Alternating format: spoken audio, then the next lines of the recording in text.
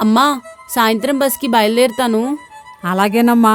అత్తయ్య గారిని, మామయ్య గారిని, అల్లుడు గారిని అడిగానని చెప్పు. ఈసారి వచ్చేటప్పుడు మాత్రం అల్లుడు గారిని కూడా తప్పకుండా రమ్మని చెప్పు. సరే అమ్మా.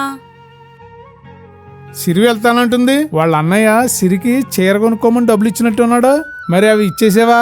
అయ్యో మర్చిపోయానండి, బాగానే గుర్తు చేశారు. ఇప్పుడు ఇస్తాను. సరే. సిరి, నీకు అన్నయ్య చీర కొనుక్కోమని డబ్బులు ఇచ్చాడు.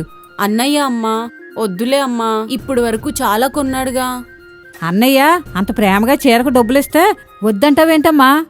ఇది కరెక్ట్ కాదు. నీకు తెలీదమ్మా, నా దగ్గర డబ్బులున్నాయిలే, నేను కొనుక్కుంటాను. అయినా నా దగ్గర చాలా చీరలున్నాయి కదమ్మా, ఇప్పుడేం అవసరం లేదు. అన్నదమ్ములు చీర పెట్టేది నీకు చీరలు లేక కాదు, నువ్వెల్లప్పుడూ సిరి సంపదలతో సౌభాగ్యంతో ఉండాలని. మేం పెట్టినా అన్నయ్య పెట్టినా నువ్వు సుఖ సంతోషాలతో ఉండాలనేనమ్మా. వీటిని కాదనకూడదమ్మా. ఒకసారి వద్దనుకుంటే ఆ అందం మళ్ళీ కావాలన్నా తిరిగిరాదు. అన్నయ్య నన్ను మొన్న చూడమ్మా, కుటుంబం అన్నాక ఒక మాట అనుకోవడం తప్పదు, కలవడం తప్పదు. ప్రతి మనిషికి ఎమోషన్స్ ఉంటాయి.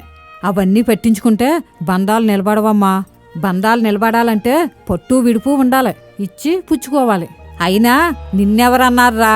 మీ అన్నయ్యేగా. అమ్మా సిరి, అన్నా చెల్లెల ప్రేమ చాలా గొప్పదిరా. భగవంతుడిచ్చిన ఈ బంధాన్ని భద్రపరుచుకోవాలి కానీ బద్దలయ్యేలా చేసుకోకూడదమ్మా. అన్నయ్య ఇచ్చిన డబ్బులు తీసుకుని మంచి చీర కొనుక్కోమ్మా. అలాగే అమ్మా, తీసుకుంటానులే.